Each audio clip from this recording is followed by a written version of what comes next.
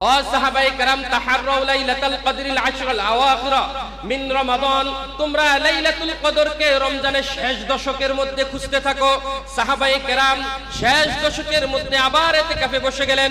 আল্লাহর রাসূলকে জিবরিল আমিন বিভিন্ন ইঙ্গিতের মধ্যে জানিয়ে দিলেন, ও রাসূল শুনেন, শেষ দশকের মধ্যে আরেকটু সহজ করে দেই আপনার জন্য। বিজুর রাত্রির মধ্যে আল্লাহ তাআলা লাইলাতুল কদরকে লুকাইয়া রাখিয়াছেন।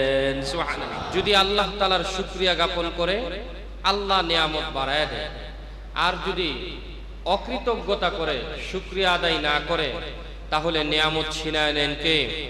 আল্লাহ। মুফাসসিরিনে কেরাম এই আয়াতের তাফসীরে লিখেছেন যে অকৃতজ্ঞতা বলতে বান্দাকে আল্লাহ যা দিয়েছে তাকে যেই হালতে যে অবস্থায় রেখেছেন সেই অবস্থায় সেই হালতেই শুকরিয়া আদায় করতে হবে কার?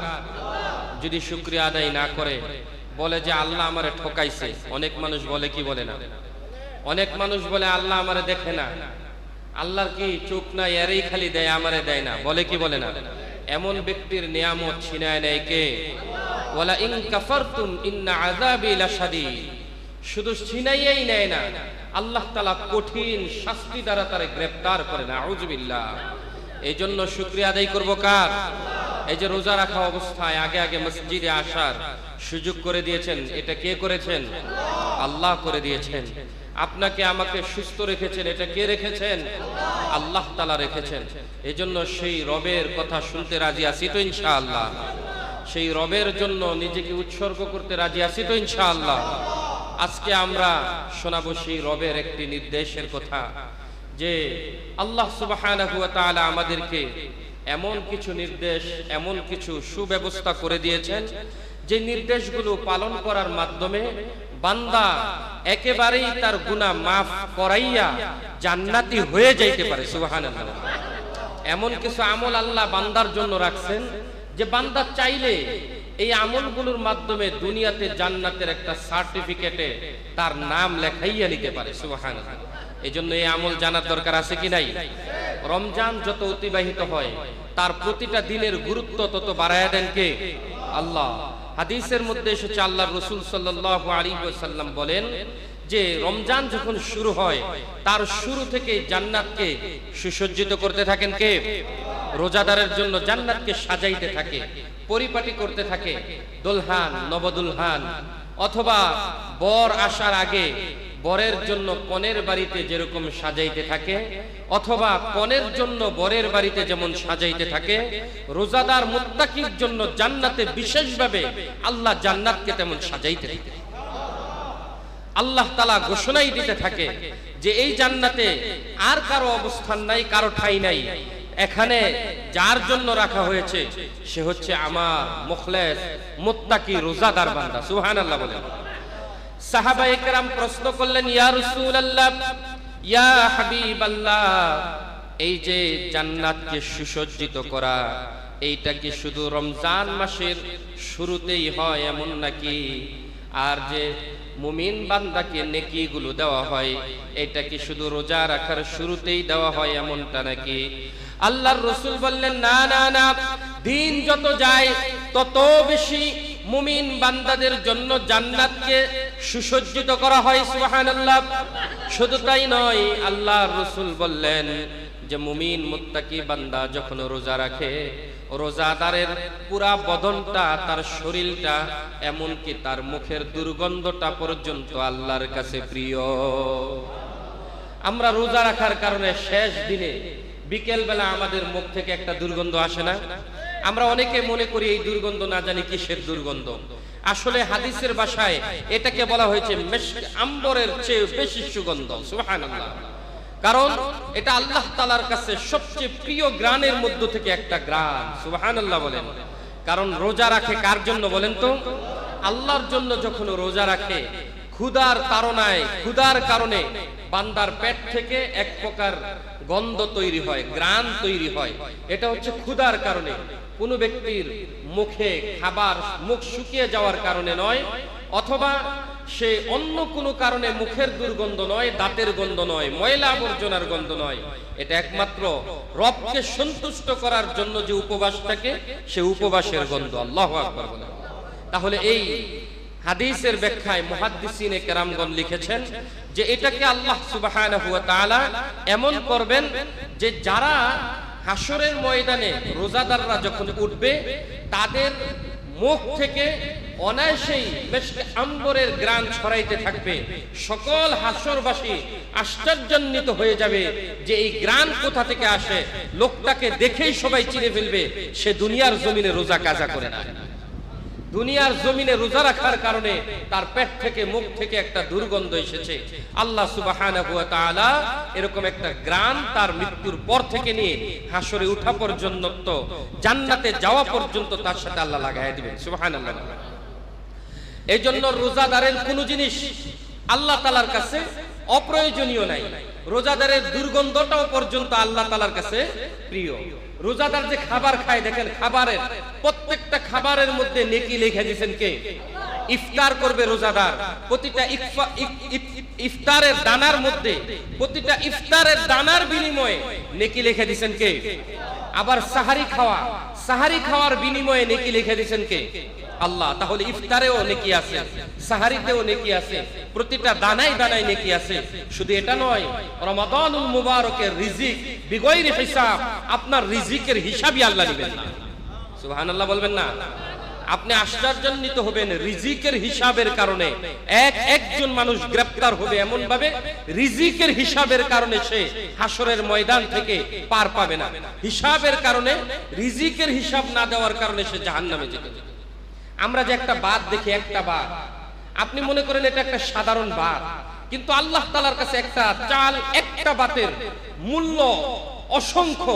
যার কারণে কোন মুহাদ্দিসিনে কেরামগণ, এটা ওনাদের কওল যে একটা বাতের পিছনে আল্লাহ 70টা করে ফেরেশতা লাগায় রাখছে। এত আস্তে সুবহানাল্লাহ। একজন ফেরেশতার মর্যাদা কত!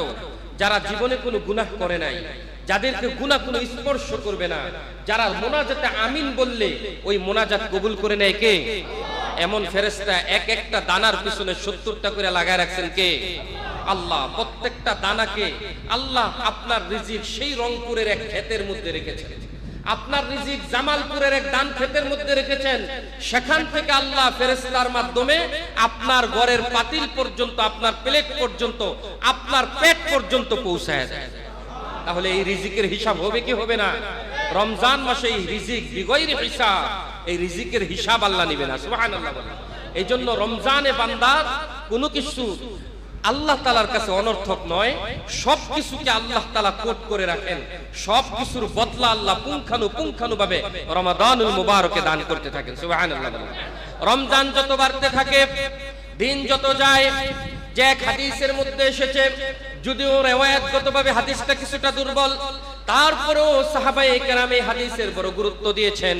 হাদিসের মধ্যে এসেছে প্রথম রমজানের মধ্যে যতগুলো মানুষের গুনাহগুলোকে আল্লাহ মাফ করে দেয়, দ্বিতীয় রমজানে আল্লাহ তার থেকে দ্বিগুণ মানুষের গুনাহগুলোকে মাফ করে দেয়। ঠিক তৃতীয় রমজানের মধ্যে, দ্বিতীয় রমজানে যত মানুষের গুনাহগুলো মাফ করে দেয়, তৃতীয় রমজানে তার চেয়ে 3 গুণ মানুষের গুনাহগুলো আল্লাহ মাফ করে দেয়। ঠিক এমন ভাবে প্রথম 10 দিনে আল্লাহ যত মানুষের গুনাহ মাফ করে দেয়, দ্বিতীয় 10 দিনে তার চেয়ে দ্বিগুণ মানুষের গুনাহগুলো আল্লাহ রোজার কারণে মাফ করে দেয়। তাহলে রোজা যত বাড়ে তার গুরুত্ব তত বেশি বাড়ায়া দেন কে? তার মধ্যে মাগফিরাত, নাজাত এবং রহমতকে ঢুকায়া দিয়েছেন কে? আল্লাহ সুবহানাহু ওয়া তাআলা ঢুকিয়ে দিয়েছেন। তাই রমজানের মধ্যে আবার আল্লাহ কিছু রাত রেখেছেন। রমজানে রোজা রাখলে তো এমনিতেই গুনাহ মাফ। কোন ব্যক্তি যদি 30টা রোজা রাখে, হাদিস সাক্ষীটায় তার গুনাহগুলো ঈদের দিন আল্লাহ তাআলা মাফ করে দেন। আবার যদি গুনার ছোটখাটো সগীরা গুনাহ করে থাকে, সেগুলোকেও আল্লাহ তাআলা সাদাকাতুল ফিতরের মাধ্যমে মাফ করে দেন। আবার আল্লাহ তাআলা পুরা গ্রামবাসীর গুনাহগুলোকে মাফ করানোর জন্য, আল্লাহ তাআলা বিশেষ করে বিশেষ বান্দাদের গুনাহগুলোকে মাফ করার জন্য একটা বিশেষ রাতের ব্যবস্থা করে দিয়েছেন, যাকে কোরআনের ভাষায় বলা হয় লাইলাতুল কদর। কি বলা হয়? লাইলাতুল কদর। এই লাইলাতুল কদর এত গুরুত্বপূর্ণ একটা রাত্র, যে আল্লাহ সুবহানাহু ওয়া তাআলা এই রাত্রের মধ্যে পুরো কোরআনকে নাযিল করেছেন। সুবহানাল্লাহ। আল্লাহ কোরআনে বলেন, ইন্না আনজালনাহু ফি লাইলাতিল কদর ওয়া মা আদরাকা মা লাইলাতুল কদর লাইলাতুল কদরি খায়রুম মিন আলফি শাহর তানাজ্জালুল মালাইকাতু ওয়ার রূহু ফিহা বিইذনি রাব্বিহিম মিন কুল্লি আমর সালামুন হিয়া হাত্তা মাতলাইল ফাজর। কোরআনে আল্লাহ তাআলা ইসলামের বিভিন্ন ফরজিয়াত বিষয় নিয়ে এক এক শব্দ আল্লাহ তাআলা এনেছেন। কোন ফরজ বিষয়ের ক্ষেত্রে মাত্র একটা আয়াত এনেছেন, কিন্তু লাইলাতুল কদরের এত গুরুত্ব আল্লাহ দিয়েছেন। এই ব্যাপারে আল্লাহ একটা আয়াত নয়, একটা শব্দ নয়, আল্লাহ পূর্ণ একটা সূরা কোরআনের মধ্যে নাজিল করে দিয়েছেন। লাইলাতুল কদরের এত মর্যাদা যে আল্লাহ তাআলা একটা সূরাই আল্লাহ নাজিল করে দিয়েছেন। মানুষকে যদি বলা হয় যে লাইলাতুল কদর একটা রাত্র রয়েছে, বরকতপূর্ণ রাত্র, একটা রাত্র রয়েছে আল্লাহর পক্ষ থেকে নির্ধারিত, আল্লাহ গুনাহ মাফ করে দেয়, মানুষ বুঝবে না এই রাত্র কি। আল্লাহ পরবর্তীতে বলে দিলেন, বান্দা হে, শুধু এটা নয়, খায়রুম মিন আলফি শাহর, হাজার মাসের চেয়ে এক রাত্রকে আমি আল্লাহ তাআলা উত্তম করে দিয়েছি। এত আস্তে সুবহানাল্লাহ বললেন। হাজার মাস, আপনি কি হাজার মাস বাঁচেন?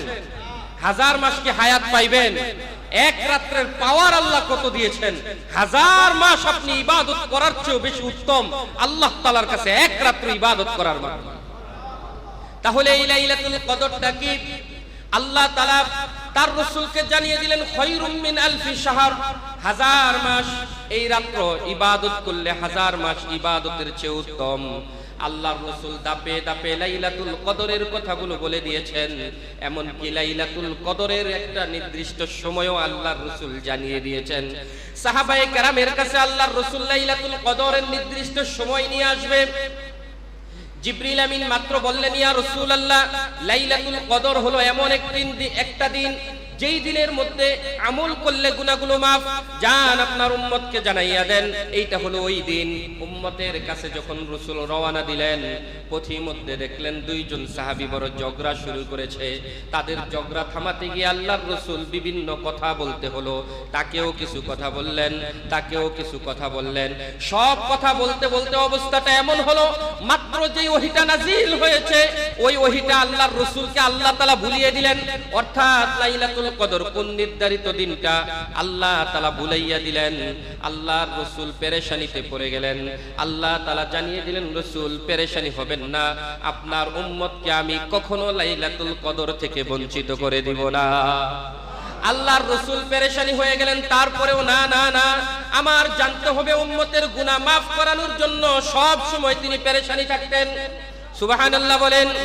একজন ব্যক্তি হলেন তিনি, যিনি দরদি, এক দরদি মালিক, যিনি আমাদের জন্য সদা সর্বদা কাঁদেন, এখনো কাঁদেন। হাসরের ময়দানে সবাই যখন নাফসি নাফসি বলবে, তিনি একমাত্র ব্যক্তি উম্মতি উম্মতি বলে আমি আপনার মতো গুনাহগারদের সুপারিশ করার জন্য কাঠগড়ায় আল্লাহর সামনে দাঁড়ায় যাবে। সে রাসূলুল্লাহ সাল্লাল্লাহু আলাইহি ওয়াসাল্লাম রমাদানুল মুবারকে মনে হয়ে গেল যে আল্লাহ তাআলা জিবরিলের মাধ্যমে জানিয়ে দিলেন হয়তোবা রমজানের কোন এক রাত্রিতে লাইলাতুল কদর রয়েছে। তাই আল্লাহর রাসূল মসজিদের মধ্যে চলে গেলেন, গিয়ে লাইলাতুল কদরকে খুঁজতে লাগলেন। রমজানের শুরু থেকে মসজিদে অবস্থান করছেন। আল্লাহর রাসূল প্রথম 10 দিন চলে গেল। জিবরিল আমিন আসলেন, জিজ্ঞেস করলেন 10 দিনের মধ্যে কি লাইলাতুল কদরকে আমি পেয়েছি? জিবরিল আমিন বললেন, না না, এই 10 দিনের মধ্যে লাইলাতুল কদর নাই। আল্লাহর রাসূল দ্বিতীয় 10 দিন আবার ইতিকাফ করলেন লাইলাতুল কদরকে খোঁজার জন্য। জিবরিল আমিন 20 দিন পরে এসে বললেন, ইয়া রাসূলুল্লাহ, ইয়া হাবিবাল্লাহ, এই 10 এর মধ্যেও লাইলাতুল কদর নাই। তারপর আল্লাহর রাসূল সাহাবায়ে কেরামদেরকে বললেন, তাহাররাউ লাইলাতুল কদরি মিনাল আশরিল আওয়াখিরি মিন রমাদান। ও সাহাবায়ে কেরাম, তাহাররাউ লাইলাতুল কদরিল আশরিল আওয়াখিরা মিন রমাদান, তোমরা লাইলাতুল কদরকে রমজানের শেষ দশকের মধ্যে খুঁজতে থাকো। সাহাবায়ে কেরাম শেষ দশকের মধ্যে আবার ইতিকাফে বসে গেলেন। আল্লাহর রাসূলকে জিবরিল আমিন বিভিন্ন ইঙ্গিতের মধ্যে জানিয়ে দিলেন, ও রাসূল শুনেন, শেষ দশকের মধ্যে আরেকটু সহজ করে দেই আপনার জন্য। বিজুর রাত্রির মধ্যে আল্লাহ তাআলা লাইলাতুল কদরকে লুকাইয়া রাখিয়াছেন। সুবহানাল্লাহ। আল্লাহর রাসূল জানায় দিলেন, উম্মত শোনো, লাইলাতুল কদরকে পাওয়ার জন্য একটা আমল আমি রাসূল শিখায় দেই, সেটা হলো ইতিকাফ। সেটা কি বলেন? ইতিকাফ। যে উম্মত ইতিকাফ করবে ওই উম্মত লাইলাতুল কদর নিশ্চিত পেয়ে যাবে। সুবহানাল্লাহ বলে। এই জন্য রমাদানুল মুবারকের মধ্যে একটা অন্যতম আমল হলো শেষ দশকের মধ্যে ইতিকাফ করা। কি করা? ইতিকাফ করা। ইতিকাফ একটা বড় আশ্চর্য এক ইবাদত এবং এমন এক সুন্নত, এমন এক রাসূলের বিধান, যেই বিধান খুব আমাদের কাছে নিরীহ প্রায়। আমরা সব ক্ষেত্রে রাসূলুল্লাহর সুন্নত খুঁজি, যে রাসূলের সুন্নত কি, নামাজে দাঁড়াবো রাসূলের সুন্নত কি, এই ক্ষেত্রে রাসূলের সুন্নত কি, কিন্তু রমাদানুল মুবারকে শেষ দশকে রাসূলের সুন্নত কি এটা আমরা কেউ খুঁজিও না, পালনও করি না। ইতিকাফ হলো রাসূলুল্লাহ সাল্লাল্লাহু আলাইহি ওয়াসাল্লামের এমন এক সুন্নত যা রাসূল জীবনে ছাড়ে নাই। সুবহানাল্লাহ বলেন। আর আমাদের অবস্থা হলো এমন যে আমাদের অনেক উম্মত আছে জীবনে করে নাই। জীবনে কি করে নাই?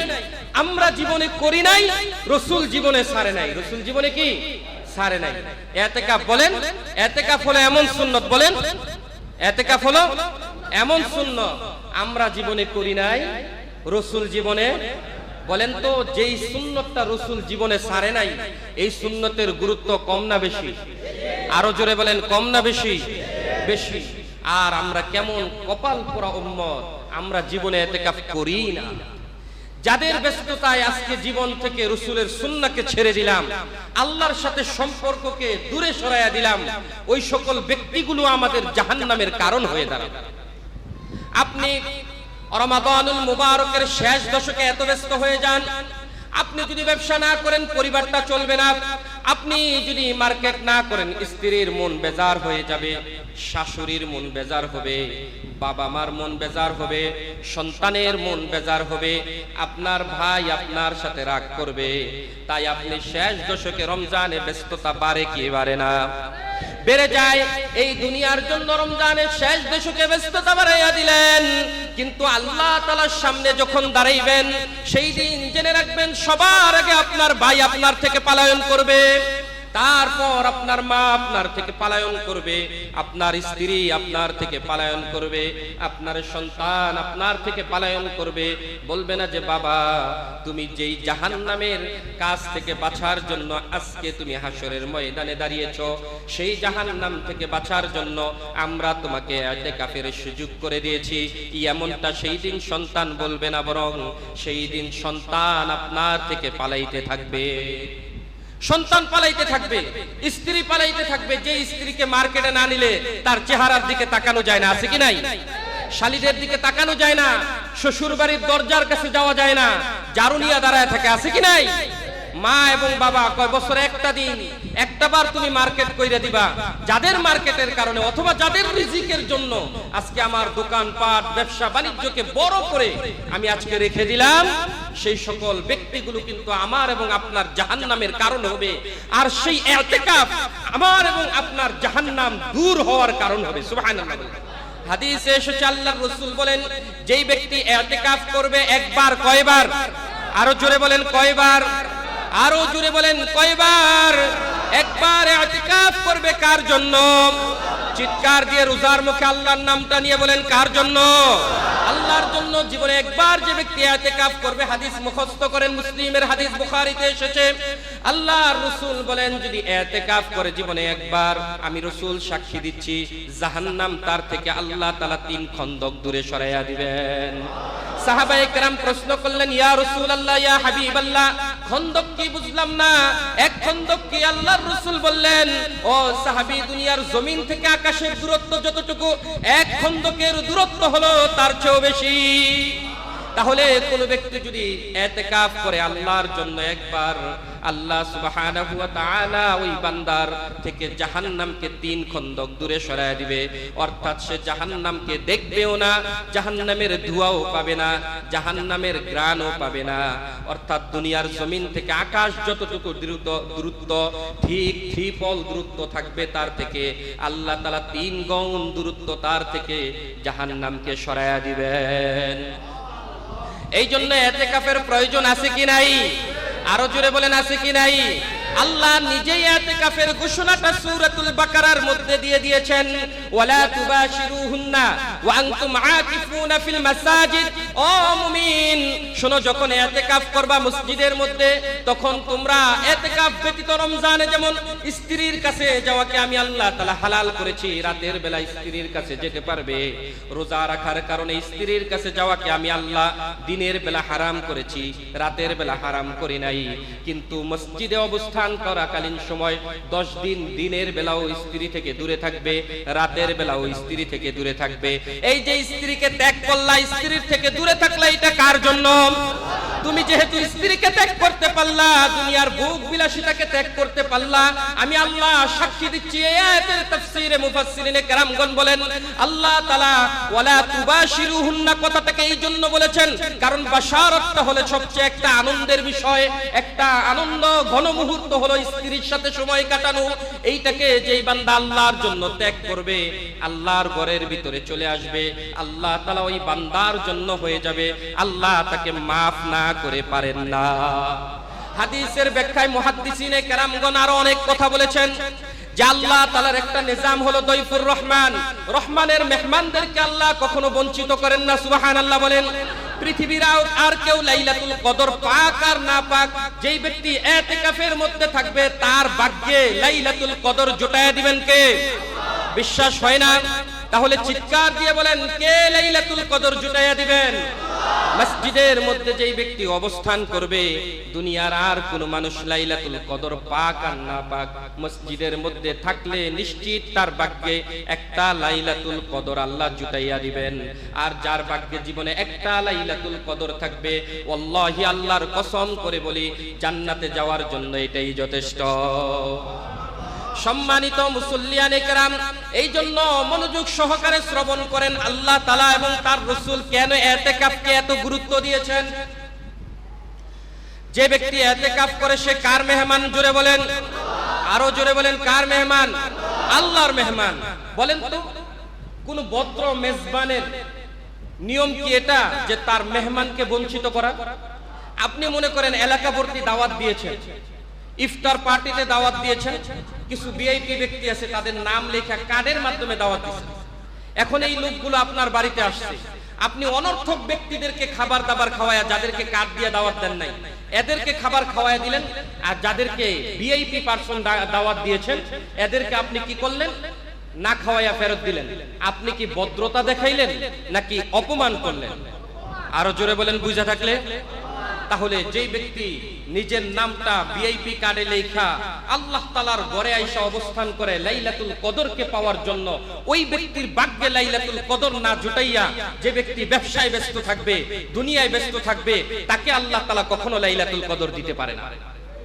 এজন্য মুহাদ্দিসিনে কেরামগণ বলেন, শোনো শোনো, যে ব্যক্তি মসজিদের মধ্যে ইতিকাফ করবে সে যদি ঘুমাইয়াও থাকে, সে যদি ইস্তেনজায়ও থাকে, ওই ব্যক্তি যদি কোনো কাজ না করে শুধু শুধু বসে থাকে, সে যদি তাসবিহ পাঠ নাও করে, কিন্তু যদি লাইলাতুল কদর নিয়ে এই যত ফেরেশতারা আছে সবাই উপস্থিত হয়ে যায়, তাহলে ফেরেশতারা ওই ব্যক্তিকে সবার আগে লাইলাতুল কদরের বরকত দিবে যেই ব্যক্তি মসজিদের মধ্যে অবস্থান করেছে। এই জন্য মসজিদে অবস্থান করা এটা জীবনের একটা বড় ত্যাগ, এটা জীবনের একটা কি বলেন? বড় ত্যাগ। মসজিদে অবস্থান করা রমজানের শেষ দশকে, রমজানের শেষ দশকে যদি কেউ মসজিদে অবস্থান করে, ওই ব্যক্তি আল্লাহ সুবহানাহু ওয়া তাআলা রমজানে তো মাফ করেনি, আল্লাহ তাআলা ওই ব্যক্তিকে সবার আগে আল্লাহ লাইলাতুল কদর দিয়ে তার গুনাহগুলো আগে মাফ করে। শুধু তাই নয়, যে ব্যক্তি ইতিকাফে বসলো, ওই মহল্লার সব মানুষের জিম্মাদারি তার উপর চলে আসে। শুধু এমনি এমনি জিম্মাদারি আসে না, হাদিসে এসেছে আল্লাহর রাসূল বলেন, মহল্লার এক কর্নার থেকে একজন বৃদ্ধ মানুষ যদি সুবহানাল্লাহ বলে, ওই লোকটার সুবহানাল্লাহর একটা অংশ, সওয়াবের একটা অংশ মসজিদে ইতিকাফ করনেওয়ালা ব্যক্তি পেয়ে যাবে। মহল্লার একজন ব্যক্তি যদি একজন রোজাদারকে ইফতার করায়, যে ব্যক্তিটা ইতিকাফে বসেছে ওই ব্যক্তি, ওই ইফতার করানেওয়ালা, সে কোনো টাকা দিল না, ইতিকাফকারী কোনো কিছুই করলো না, শুধু তার মহল্লাবাসীর যত নেকের একটা অংশ আছে আল্লাহ ইতিকাফকারীকে দান করে দিবেন। এই জন্য ইতিকাফ উম্মতের জন্য বিরাট সুন্নত, কিন্তু বড় পরিতাপের বিষয় রাসূল ছাড়েন নাই, আমরা করি না। যদি এখন আমি প্রশ্ন করি, বলেন তো ভাই, জীবনে ইতিকাফ করছেন এমন কে কে আছেন? আমার মনে হয় 10 জন ব্যক্তিও পাবো না। পাবো? আমাদের অভ্যাস হয়ে গেছে ইতিকাফ করাই আমরা সমাজের সবচেয়ে অচল মাল দিয়া। কি দিয়া? কয় যদি মসজিদের মধ্যে ইতিকাফ না করে মান সম্মানের ব্যাপার। একটা লোকের কাছে যায় যার সমাজে কোনো কাজ নাই, যার কোনো উপার্জন নাই, যার কোনো কিছু নাই, চলতে পারে না, ওযু হয় না, ইস্তেনজা হয় না, দাঁড়াইলে প্রস্রাব ট্যাপ ট্যাপ করে পড়ে যায়, সেজদা দিলে হাওয়া বার হয়ে যায়, এমন একবারে যা ডেট ফেল হয়ে গেছে, এমন একটারে সবাই দইরা তারপরে মহল্লায় বসায় দেই, বলি যে আপনারে পাঞ্জাবি দিমু, আপনারে টাকা দিমু, আপনারে যাওয়ার পরে কিছু হাদিয়া দিয়ে দিমু, আপনার বাড়িতে আমি বাজার করে দিমু আমাদের মসজিদের পক্ষ থেকে। বলেন তো এরকমটা আছে কি নাই? এরকম ব্যক্তিদের ইতিকাফ, মহল্লাবাসীদের ইতিকাফ আল্লাহ কবুল করবেন। আল্লাহ তাআলা কোন মাজুর ব্যক্তির জন্য ইতিকাফ নয়, আল্লাহ সকল মুমিনের জন্য ইতিকাফ রেখেছেন। মুমিন যদি গুনাহ মাফ করাতে চায়, ইতিকাফের বিকল্প আর কিছু হতে পারে? এজন্য ত্যাগ, বড় ত্যাগ। আল্লাহর জন্য আপনি যত ত্যাগ করবেন, নিজেকে যত উৎসর্গ করবেন, আল্লাহ আপনাকে তত দিবে।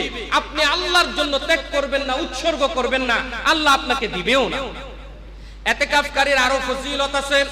এক এক ফজিলত যদি বলতে থাকি আজকে সময় শেষ হয়ে যাবে 2 ঘন্টা, তারপরেও ফজিলত শেষ হবে না। ইতিকাফকারীর কোনো সিজদা আল্লাহ ফিরাইয়া দেয় না। ইতিকাফকারী যখন হাত তোলে তার কোনো মুনাজাত আল্লাহ ফিরাইয়া দেয় না। ইতিকাফকারী ব্যক্তি যখন আল্লাহকে ডাক দেয় আল্লাহ, ইতিকাফকারী ব্যক্তি যখন পড়ে সুবহানাল্লাহ, তার প্রত্যেকটা তাসবিহর বিনিময়ে ফেরেশতারা মসজিদে যারা অবস্থান করে তারা পর্যন্ত তার সাথে সাথে আমিন বলতে থাকে। আবার ফুকাহায়ে কেরামগণ একটা তাওয়িল করে বলেন, সুহবতে সালেহ তরা সালেহ কুনাত, সুহবতে তালেহ তরা তালেহ কুনাত। সৎ সঙ্গে স্বর্গবাস, অসৎ সঙ্গে, জোরে বলেন, সৎ সঙ্গে অসৎ সঙ্গে সর্বনাশ। যে ব্যক্তি ইতিকাফ করে তাকে গুনাহ থেকে বাঁচাইয়া রাখেন কে? আরো জোরে বলেন, মসজিদে থাকলে কেউ গুনাহ করে? আরো জোরে বলেন, গুনাহ করে? গুনাহ থেকে আল্লাহ তাআলা ইতিকাফকারীকে বাঁচাইয়া রাখেন। শুধু বাঁচাইয়াই রাখেন না, রমজানে 10 দিন ইতিকাফ করার কারণে আল্লাহ তাআলা তার চরিত্রটাকে ফেরেশতাদের চরিত্রের মতো বানাইয়া দেয়। যখন সব মুসল্লি মসজিদ থেকে চলে যায়, মসজিদে থাকে কারা? ফেরেশতা। থাকে কে? ফেরেশতা। আপনি যদি একটা সন্ত্রাসের সাথে চলেন, গুলি শিখে ফেলেন। আপনি যদি মদখোরের সাথে চলেন, মদ না খাইলেও কয়েকটা নাম জানেন। আপনি যদি ইয়াবাখোরের সাথে চলেন, ইয়াবা না খাইলেও ট্যাবলেটটা দেখলে চিনেন। আপনি যদি কোনো সমাজ সেবকের সাথে চলেন, বিচার আচার না করলেও বিচারের কয়েকটা ডায়লগ মুখস্থ হয়ে যায়, ঠিক কিনা বলেন? ও বন্ধু, যে ব্যক্তি ইতিকাফ করে 10 দিন, ওই ব্যক্তি যখন মসজিদের মধ্যে একা একা অবস্থান করে, সে আর কারোর সাথে উঠা বসা করে না, তার সাথে ফেরেশতারা থাকে। ফেরেশতাদের উঠা বসার কারণে ফেরেশতাদের চরিত্রটা আল্লাহ তারে দান করে দেয়। দেখবেন ইতিকাফ করে যখন 10 দিন পরে বের হয়, তার চেহারা থেকে নূর চমকাইতে থাকে, সুবহানাল্লাহ বলেন। ওই ইতিকাফকারীর স্বভাবটা, চরিত্রটা ফেরেশতার মতো হয়ে যায়, সুবহানাল্লাহ। কিন্তু বড় পরিতাপের বিষয়, ইতিকাফের দায়িত্ব পুরা মহল্লাবাসীর উপর। কোন মহল্লা থেকে যদি ইতিকাফে কেউ না বসে, ওই মহল্লার উপর আযাব চাপাইয়া দেন কে? আবার যদি ওই মহল্লা থেকে একজন নিজ সন্তুষ্টিতে বসে যায়, কিভাবে বলেন? বলেন। শর্ত হলো নিজ সন্তুষ্টিতে। সবাই পায়ে ধরে বসাইছে এমনটা হবে না। সবাই পায়ে ধরে জোর করে টাইনা বসাইছে, এটা হবে না। ইতিকাফ ইখলাস, ইন্নামাল আ'মালু বিন্নিয়াত। নিজে নিয়ত করে ইখলাসের সাথে বসতে হবে। মনে থাকবে তো? টাকা পয়সা, অর্থ সম্পদ পায়ে ধরে টাইনা ইতিকাফে বসালে হবে? মনে থাকবে তো? এজন্য ইতিকাফে বসতে হবে নিজ সন্তুষ্টে। যদি এলাকার দায়িত্ব নিয়ে কেউ ইতিকাফে বসে, পুরো এলাকার মধ্যে রহমত নাজিল করেন কে? এইজন্য ইতিকাফ করতে রাজি আছি তো ইনশাআল্লাহ? আরো জোরে বলেন রাজি আছি তো ইনশাআল্লাহ। আমাদের এই মহল্লা থেকে এইবার অনেকে ইতিকাফ করবে। আমি চাই যুবকদের এক একটা সিজদাকে 70টা সিজদার চেয়ে বেশি মূল্যায়ন করেন কে? আল্লাহ। এখন সময় আছে, আগামী রমজান আপনি পান কি না পান জানি না, আজকে 16 রমজান, আরো 4 দিন সময় আছে। আপনি আপনার পরিবারের সাথে বুঝেন, যদি মার্কেট করে দিতে হয় একদিন আপনি পুরো নারায়ণগঞ্জ কিনে ফেলতে পারেন। কি বলেন? আপনি মার্কেট করে সব কাজ থেকে অবসর হয়ে আপনি জীবন একটা রমজান এমন ভাবে তৈরি করেন যে এই রমজান আমার ইতিকাফ ছাড়া ছিল না, এই রমজান আমার ইতিকাফ ছাড়া ছিল না। এই জন্য যারা অবসর আছেন, যুবক হোক বৃদ্ধ হোক, মসজিদ আফসুস হয়, আমরা গিয়েছি সুদন্নপুর মুস্তাকুন নবী কাসিমি হুজুরের মসজিদে, সেখানে দেখেছি মানুষ সিরিয়ালে 1 মাস আগে থেকে ফরম পূরণ করে ইতিকাফে বসার জন্য। প্রত্যেক রমজানে 500 মুসল্লি ইতিকাফে বসে। ওই এলাকার রহমতের অবস্থাটা কি? গিয়েছি সেখানে কোনো বেপরদা নারী নাই, সুবহানাল্লাহ বলেন। মাদ্রাসা এবং হুজুরের বাড়ির আশেপাশে বেপরদা কোনো নারীকে দেখলাম না। এমনিতেই ঘুরলাম, কোনো পরিবেশের মধ্যে বিশৃঙ্খলা দেখলাম না। এটাকে বলে আল্লাহর পক্ষ থেকে রহমত। এই জন্য রহমত এলাকায় এমনি এমনি আসে না। আপনিও পারেন রহমতের ফুয়ারা চালু করতে, পারেন কি পারেন না? এই জন্য এই চাবি তো আপনার হাতে। যেরকম বিগত সরকার বলেছে ভোটের মাধ্যমে দেশের চাবি আপনার হাতে, ইতিকাফের মাধ্যমে সমাজের রহমতের চাবি আপনার হাতে। এই জন্য সম্মানিত হাজিরিন, ইতিকাফ মুক্ত সমাজ থাকতে পারে। এই জন্য আমরা ইতিকাফে বসবো তো ইনশাআল্লাহ। নিয়ত করি যারা ইতিকাফে বসবো তারা নাম লেখায় যাব।